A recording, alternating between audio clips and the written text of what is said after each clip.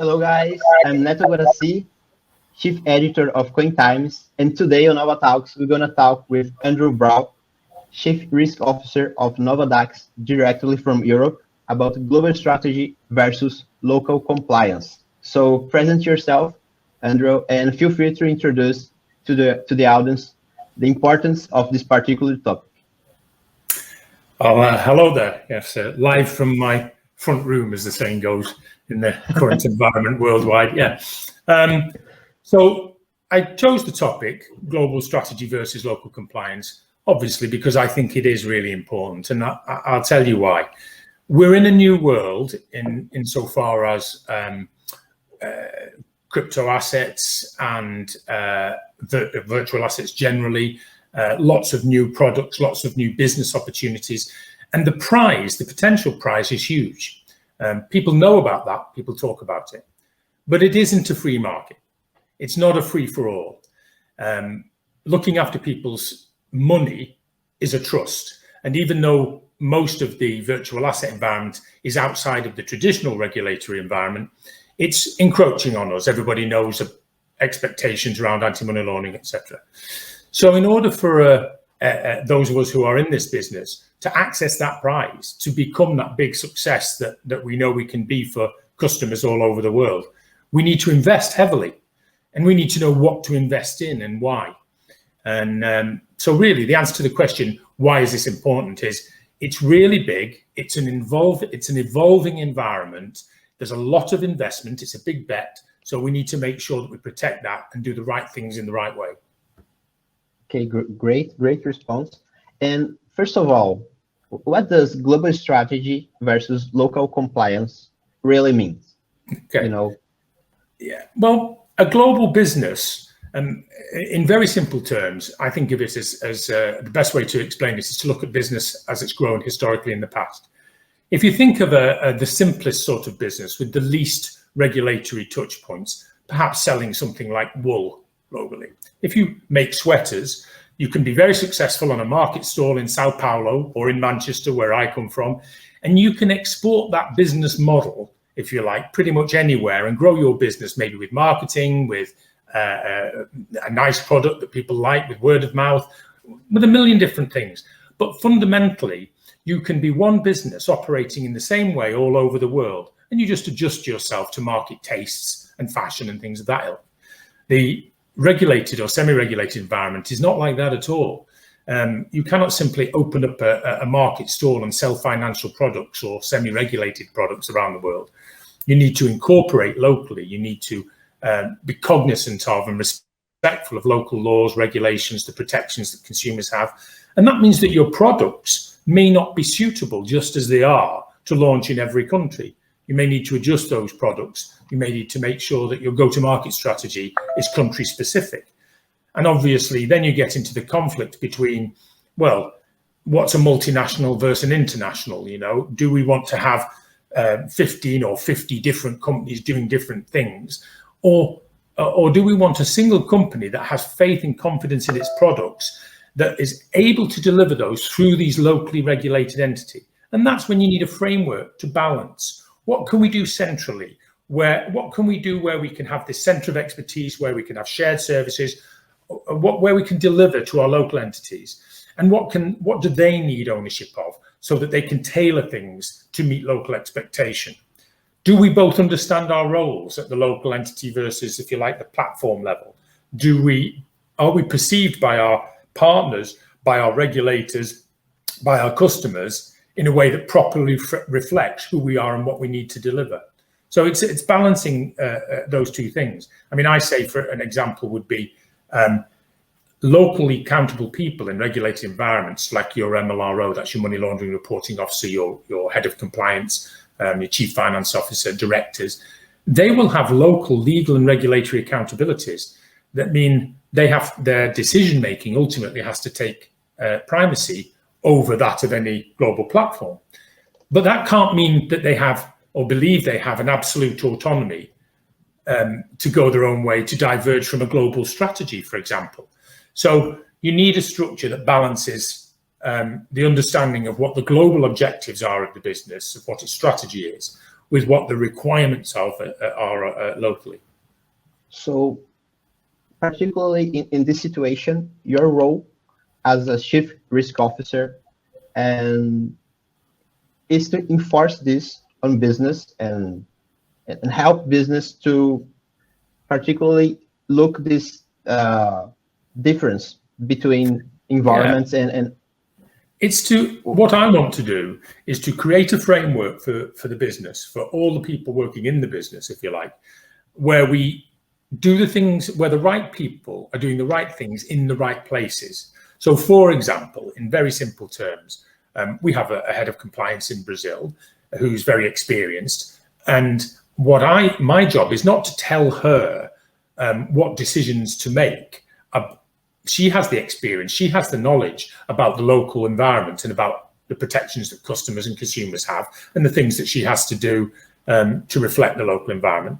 But my job is to, if you like, knit that together with other heads of compliance experience and requirements as identified in different local communities, countries, jurisdictions, whatever, and to make sure that together we understand each other so that we can share information, data, products successfully with each other with the minimum of divergence, but respecting that there are necessary divergences.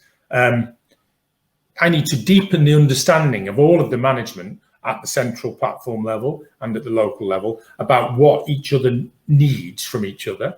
And I need us to be able to present that understanding externally. So we need to get on board with a story of who we are and what we do and why. And we all need to share in and understand that story. It doesn't mean that every single word in the story is the same for all of us, but we have to have a shared understanding of where we're going and how we get there and what the risks are. And we have to be sensitive to each other. So an example would be, if I mentioned it earlier, if we develop a product without consulting with our local partners, and then we find that 4 out of 5 of them would say, well, we don't have the right authorizations to deliver that product, that would be a real failure, a waste of investment, a waste of time and energy. So establishing the right communication channels, understanding the environment, setting accountabilities and that kind of thing, that's a lot of what my role is. I would say separately from that, fundamentally, the CRO job, of course, is really to help the business to balance access to opportunity with ensuring sustainability. We want to make sure that we can achieve our business objectives on behalf of ourselves and our employees and our customers, etc. But we also need to make sure that we're not just here today and gone tomorrow because we haven't taken proper account of the obligations locally, etc. So it's a seesaw, that balance, you know. In this scenario, how can you enforce those internal control functions and make sure that locally and globally, what we are doing is doing the right thing? Well, you've used the word force twice now, and I don't see force as being the approach that we choose, if you like. It's more about a framework, and when I say a framework, I'm talking about making sure that we know where the skill sets are, who needs to be involved in decision making, recording that we've been involved, so that we know that we've had the right input from the people that we have access to in our company as a whole, leveraging their skill sets. We don't want to reinvent the wheel in every country. For example, NovaDAX started up in Brazil and has been, super successful. There are things that when we launch the NovaDAX product in the Netherlands, for example, there are things that will be locally specific that we will have to amend and change. But it would be ridiculous to start from scratch without building on the successful products and the successful customer engagement and marketing and all those things that we've learned from Brazil. So my job, if you like, at the platform level, as I say, is to make sure that we communicate properly and that we have structure to do that, so that we know that, for example, when we go to market, there are set processes we have to go through. We don't determine in advance what the decision will be, but we do determine in advance who needs to be involved in the decision, what things need to be considered. So I can say, for example, that I know that wherever we go, one of the things we have to do is check what the local environment is from a legal perspective, from a regulatory perspective. If it transpires that it's, very similar to Brazil and we can just sort of launch what we've already done, great. If it transpires that there are some minor things that need to be amended, or even some major things, then we have to decide whether that is a market for us in our current form.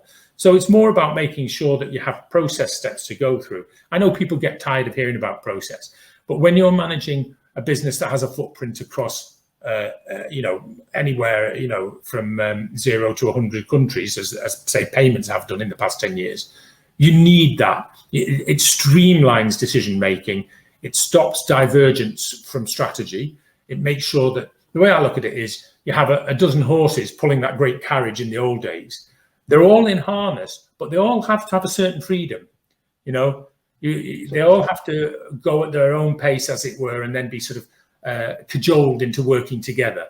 So that's how we think of it. I believe this is a really big challenge for you and for all people involved. But what are the main compliance challenges for a business operating in a regulatory environment? And as you say, with a multi-jurisdictional footprint. Mm-hmm. I think the main challenge for a business like us and for our competitors is that the regulatory environment for us is not fixed. It is evolving. It is different every day than it was the day before in some way. Even a nodding acquaintance with the newspapers would tell anybody that there isn't a day goes by without news from one regulator or one central bank, or even directly from government, about a view on virtual assets, about a view on certain virtual asset products, on exchanges, on the exposure to criminality or the opportunity for business. It's a very dynamic environment. It's dynamic if you're just in Brazil. But if you're trying to grow a global business with the footprint we've described, that means you've got to be aware of all those environments and all the changes. And that's not just a challenge for us keeping pace with those changes. It also means that for our partners, our necessary partners, bank partners, payment service partners, corporate bankers, they all are watching the environment, and it makes them nervous because stability is what they find comforting, So even if they've assessed, for example, that our operations are sound and we have a good relationship with the bank, things can change very quickly in the current environment. I worked previously in payments, specifically non-bank financial institutions. And I would say that this environment is exactly where that world was 11, 12 years ago. And we went through the exact same issues there of being challenged by trying to make headway, trying to grow the business, trying to be respectful of the obligations externally, but also recognizing that it was difficult to make investments when you don't know what the absolute requirements are.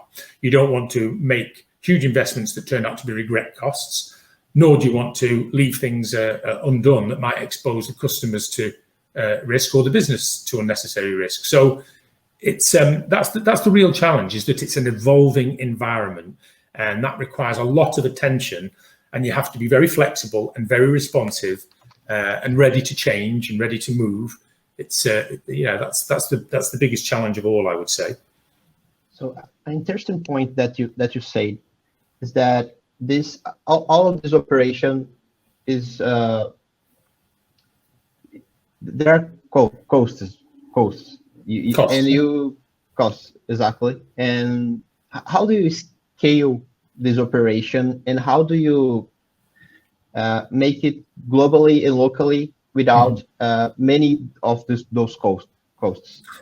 I think it's a really important distinction to recognize that growth, which we all look for and are often, if we're in a successful business we're familiar with, is very different from scaling. One might say that growth is the natural outcome of business success. It's a almost a mark of a business success. And it can appear organic. It isn't fully organic. It does depend on the investment you put in. It does depend on your available resources, market dynamics, your product's USP, all those things. But essentially, it can seem exponential and organic. And it is a mark of and a response to success. Scaling is not the same. Scaling is different. I should have said the other point about growth is that the growth, although it can look great and it is a mark of success and so on and so forth, it can miss opportunity. By which I mean, if you are growing exponentially, so for example, if your growth is based on, let's say, word of mouth of a positive uptake of your product or whatever, then you may not have to invest in a particular way for it. But then when a huge big opportunity comes by, like a new market or a new target or something of that ilk, you may miss it because you're just not ready for it. You've got to go out and then find investors or rebuild your structure or change your product or whatever. So you can be successful, but you can miss opportunities to make those huge leaps. Now with scaling, being ready for scaling is something else. Scaling is not about natural growth. Scaling is about investment for ambition. You identify where you want to be and how you're going to get there. And you invest to make sure that you are ready to meet all those opportunities so that when they come along, you've got the infrastructure, you're able to handle the volumes, you've got the customer service to make sure that you don't degrade your relationship with your customers just to get more of them. We want quality and quantity, quality in response to our customers, etc. So scaling is not linear, it goes in steps. You put a lot of effort in, a lot of time, a lot of resource, a lot of finances to make big leaps, whether that's leaps into a new country or with new products or with new target markets. Now, I said that growth can miss opportunity. The challenge with scaling is that scaling is placing a big bet. And if it fails, it can be an expensive failure. So those two things are, scaling can't, nobody looks to scale until they've had growth success. But growth alone won't allow you to become a global business. You've got to make these serious decisions and place big bets on yourself, your product, your employees, and to some extent, your customers.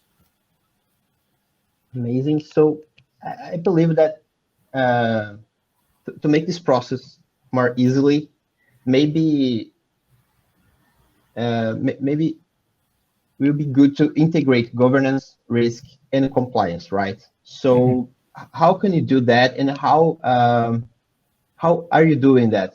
If I'm right about this. No, that makes sense. And what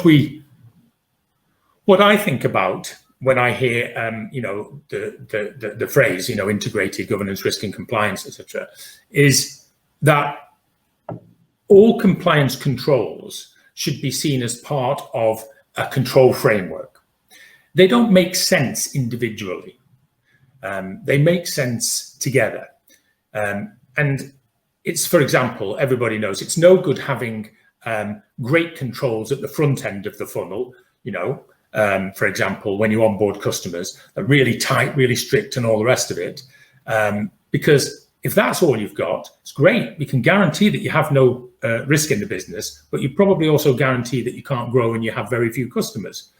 On the other hand, if you have very loose controls at the front and the onboarding, then later down the road in the funnel, if you like, you can have controls that monitor their behavior, that look at whether their activity is consistent with what you expect when you onboarded them, that look at whether the take-up of your products is what you expected, if market behaviors are very different from your own companies, etc. So you can look at all sorts of things, and that's how you get a real picture.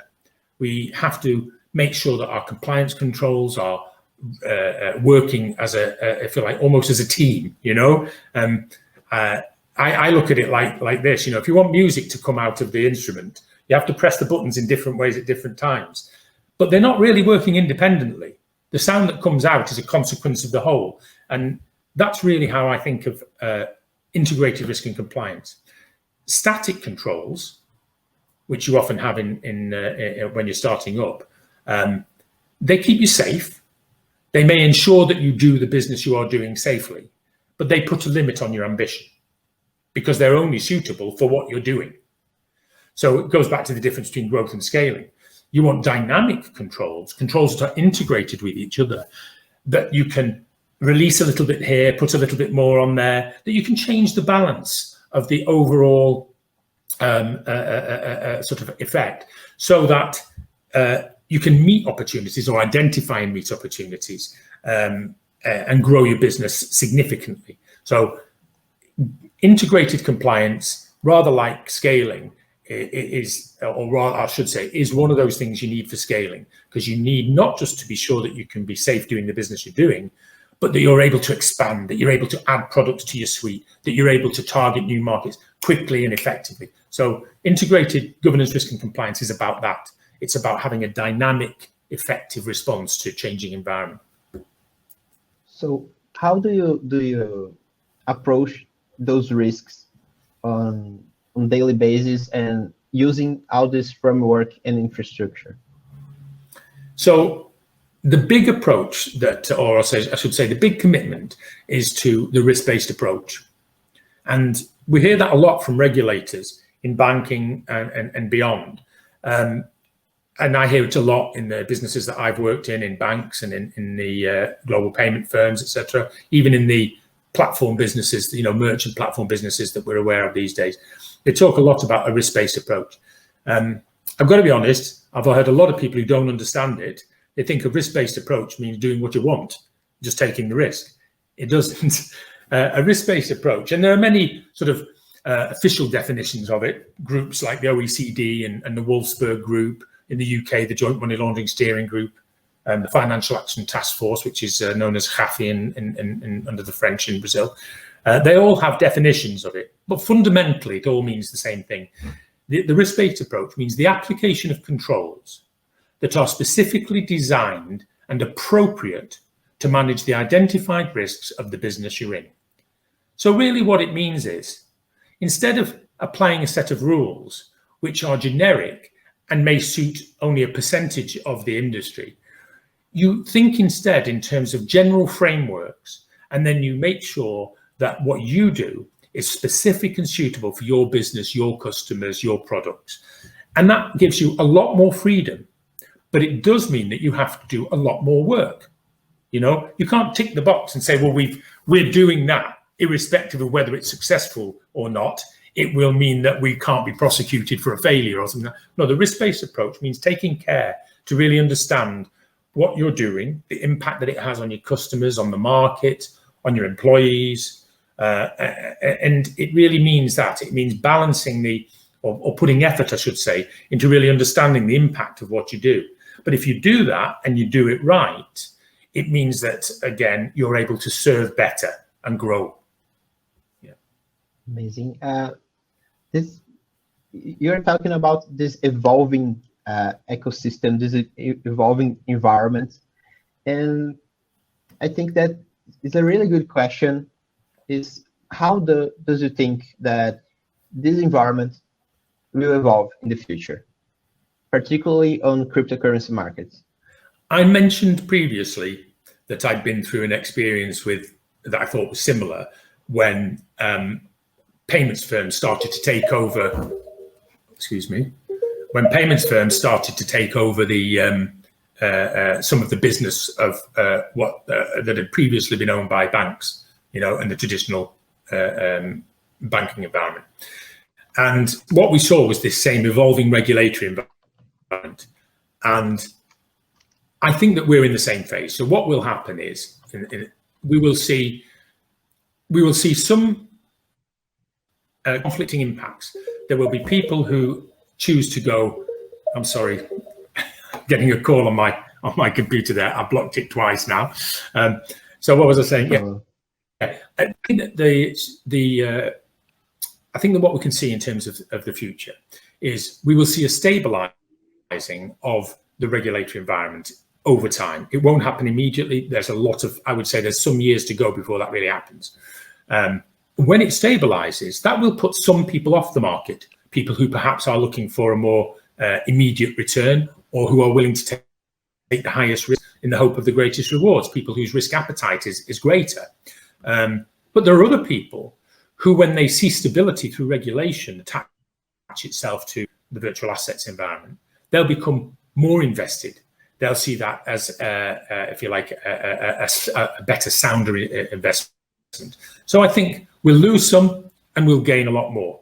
I think that we will become more mainstream when we become more regulated. Although a lot of people who've grown up outside the regulated environment feel challenged by that, you cannot expect to go to the mass market without buying into that regulatory environment. And if you think that you can, I would just point to every time it's ever been tried in the past, every government will find a way to regulate. And there are lots of good reasons for that. We want our governments to pay for services, and they need the tax monies to do it. So although we can have individually, nobody likes paying tax, we all want to drive on roads, and we all want to be able to go to the airport, and we all want to be able to have healthcare and all sorts of things. So there's a reality here that we've got to face, which is that the governments will always find a way to regulate products eventually, new markets, new technology, etc. And those of us who learn to work within that framework and still be innovative and still serve customers, and maybe do it first because we embrace it instead of resisting it, that will be part of our USP. We'll be saying to customers, we're offering what they're offering, but the difference is we're not pretending that it's okay to be in the Wild West. We know you need to be served safely, and we're building the infrastructures and the control frameworks that do that. And yes, there's some impact on, it may take you an hour instead of 20 minutes to onboard or something of that ilk. Your impacts on the customer. But in the long run, it means that, your money is safe with us, your value is safe with us, your tokens are safe with us. Every papers, that's not always been the case in the last year or so for us. And so it's important, if we want to make this market live and be sustainable, that we lead in a responsible and grown-up way. So actually, I think that is there. I think it will be as different and as successful as we want it to be. And I think the leaders in it will be those who really buy into the fact that you can't expect to make a mass market global success without really showing respect for and committing to the sustainability, and that means regulation, etc. Exactly. Andrew, I think you managed to clarify a lot of this about this new topic, and I have to say this was a very pleasant conversation, and I think that I have to thank you for your time. And do you have some last word for Brazil or something like that? Well, for Brazil, I would just say that it's impressive to be at the forefront of these technical innovations, to become known globally for being a crucible for these kinds of new businesses. Brazil can be proud of itself for being open to new ideas, and not just to the ideas, but actually getting down and making them work. And that's the hard piece. We're already having conversations in Brazil about the difficult stuff like compliance. I think says a lot for the environment there, which is very positive. The thing I wanted to sort of put out there into the world was for my fellow compliance and risk operatives, for people who are coming into this area in the various businesses, and for the managers and the management that they serve. I always say that the key to being successful in this role is to be able to show sound judgment. And I think there are some measures of that, and if you've got a minute, I just share those. We have time for that. Sound judgment. Of course. Yeah. Okay. So sound judgment. This is about living with the environment and making decisions within it. The job of the chief risk officer and other operatives in compliance is to help the business succeed. And that's challenging, as I said, when the environment outside is changing all the time and isn't very clear. But we have to make progress, and progress means making decisions. And those decisions have to be based in some sound evaluation, some sound judgment. It's not just a choice. It's not apples and oranges, because there are consequences If we get it wrong, there is significant risk. People can go to jail. You know, people can lose money. It's important that we get it right. So we have to have clear rationales for our decisions. We have to base them in more than sort of preference. We have to base them in frameworks. You know, we're measuring ourselves against expectations. And then we have to make decisions and act on those decisions so that the business can move forward. So for me, sound judgment is a key attribute of the right officers that we want in the businesses now. And when we get it right, the business gets it right. And when sound judgment is shown by the business, you get more buy-in from your customers. Customers want to know that you are safe to handle their money. Great. I think the conclusion here is basically that you need to have the sound judgment and balance it out, not make too restrictly and actually follow the laws. It's about, the balance is about making the right decision in the right way. It's about taking the risks when you understand them and putting in the mitigating controls where you need to. But it's not about blindly following processes that are you know, going to inhibit your success. You have to build in an understanding of where a process can be challenged and why it should be.